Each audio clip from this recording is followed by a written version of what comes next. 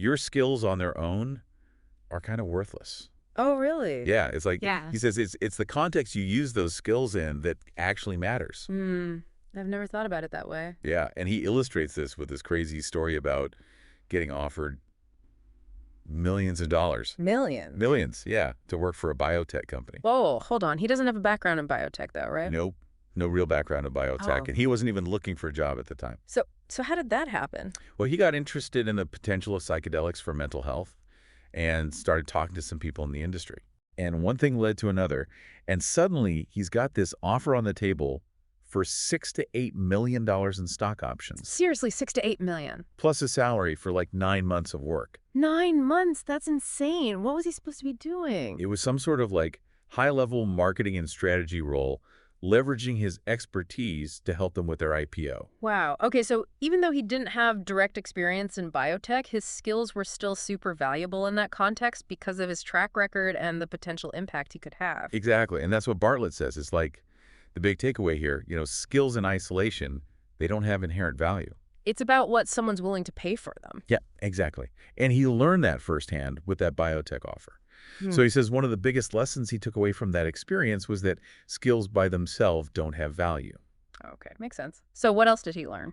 Well, he realized that the same skill can be worth drastically different amounts depending on where you use it. Yeah, like a programmer working on a mobile game versus one developing software for a self-driving car. It's exactly. Totally different context, different levels of demand, different potential impact. Right, and I guess that ties into his third lesson too, right? Yeah, he realized that skills that are rare or in high demand, they naturally command a premium. So it's like supply and demand. If there are a ton of people with your skill set, your value is going to be lower. But if you got something unique, something specialized that everyone needs, then you're golden. Makes sense, and it's not just about having the skill, it's about knowing where to apply it. Right. And then the fourth lesson is that people are ultimately willing to pay you based on how much value they believe you can create for them. Okay, so in the biotech company's case, they saw Bartlett as someone who could potentially help them make billions of dollars with their IPO. And that's why they were ready to invest so heavily in him. So it's all about understanding the potential impact your skills can have in a particular context. Precisely. It's not just about being good. It's about being good at something that matters in that specific situation. Gotcha. So it's like having a key that unlocks a treasure chest. The key's only valuable because of what it opens. Perfect analogy. Yeah. But how do we actually apply this to our own lives? Yeah. Does Bartlett give any real-world examples of how this context as key principle works? Oh, he does. And they're really interesting. He compares technical writers in specialized fields to general writers, Yeah, like someone writing about quantum physics versus someone writing for a lifestyle blog. Exactly. He also talks about data analysts in finance versus academia. Oh, yeah, I can see how those would be valued differently. And then he talks about software developers in AI versus traditional IT project managers in tech versus nonprofit. So in each case, the underlying skills might be similar, but the context of the industry, the specific problems they're solving, the potential impact, that's what makes the difference in their earning potential. It's fascinating, isn't it? Yeah, it really challenges the way we normally think about careers and skills and success. It's like he's saying, don't just focus on what you're good at, focus on where you can use those skills to make the biggest impact. Exactly. And that's what we're going to explore further in the rest of this deep dive, so stay tuned, because this is where things get really interesting. So it kind of like throws a wrench in that whole climb the ladder thing, right? Yeah, like we always hear about moving up in our field, but he's saying maybe a sidestep can be a huge jump. Right, but that's hard to wrap your head around, isn't it? How do you even know where to look? Exactly. Well, Bartlett, he tells this story about his friend, a graphic designer, doing okay in Manchester, but kind of stuck, I've been there. making like 35,000 pounds a year, long hours, not really going anywhere. Ugh, yeah. So what do? He moved to Dubai. No way, really? Yeah, but it wasn't just the place he shifted. His whole focus went after luxury brands, blockchain companies, those kinds of things. Smart. He saw where design was valued. Exactly. So location and industry both mattering. And get this, first year in Dubai, 450,000 pounds. Oh. Then 2023, his business on track for over 1.2 million. That's insane. Like 30 times what he is making. Just from changing his context. That's wild. But it makes you think, is it always about the money? That's a good point. What about work you actually care about? Bartlett's not saying chase the cash. He's saying find where your skills matter. A&D, you can make a difference. Right, like where you actually want to be doing the work? Yeah, he thinks that that feeling of doing something worthwhile, that's what makes you happy more than just a fat paycheck. So like finding where your skills and what you love, A&D, what people need, all meet up. Exactly the sweet spot. Easier said than done, though. How do you even start doing that? First, gotta realize this context thing is huge, then get curious. About what? Everything.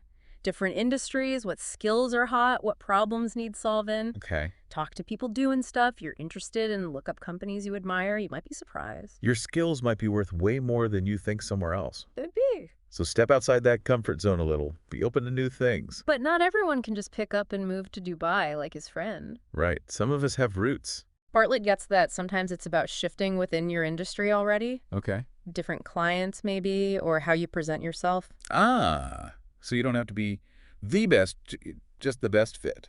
He actually says being good at a bunch of things can be a plus. Really? I always thought you had to specialize. Most places want people who can do a little of everything. So like a Swiss Army knife kind of thing. More tools, the better, makes you more valuable. And if those tools are rare where you are, even better. Now you're talking. So we've got the why, the where, the what. Now, how do you actually make that context change? Gotta take action. Talking about it doesn't do anything. Right. Maybe more education network is starting a side hustle to get experience. Turning the ideas into steps, trying things out, learning as you go. Exactly. And it ain't just the money, though, that's nice. It's about finding where you fit and feel good doing it. But you said earlier Bartlett thinks this context thing goes beyond just work. Yeah, makes you wonder, don't it? Could be affecting our relationships, personal growth, all that. What if we're holding ourselves back in life just by being in the wrong spot? Like we all have talents, but are they in the right environment to grow? That's the question in it. So how do we do that outside of work? Same as before. Be aware, get curious. Look at your relationships, hobbies. Are they doing it for you? Right. Surround yourself with the right people. If not, maybe a change is due. Like what kinds of changes? Say you're a great cook but bored in a rut. Join a club, enter a competition, put your recipes online. Shake things up a bit. Exactly. Or maybe you tell amazing stories but only to your cat. Oh. Join a writing group, start a blog, do some improv, get those stories out there. So find new ways to use what you're already good at. That's the ticket. And that's just the start. The possibilities are huge. That's what's exciting about this whole thing. Makes you think differently about what you're capable of? Bartlett's saying, don't limit yourself. Change that context in your career, your life. Who knows what you'll find? It's like finding the right soil for your skills to really blossom, you know? Yeah, find that fertile ground. Exactly. And it's not even just about like the end result. It's about enjoying that process of trying things out. The experimentation, the journey. Yeah. And maybe discovering like hidden talents and passions you didn't even know you had. It's exciting, isn't it? All these possibilities opening up just by shifting your perspective. It really is. Yeah. And I think that's what's so powerful about this whole concept of context. It's not just about making more money. Right. Although that's certainly a nice perk.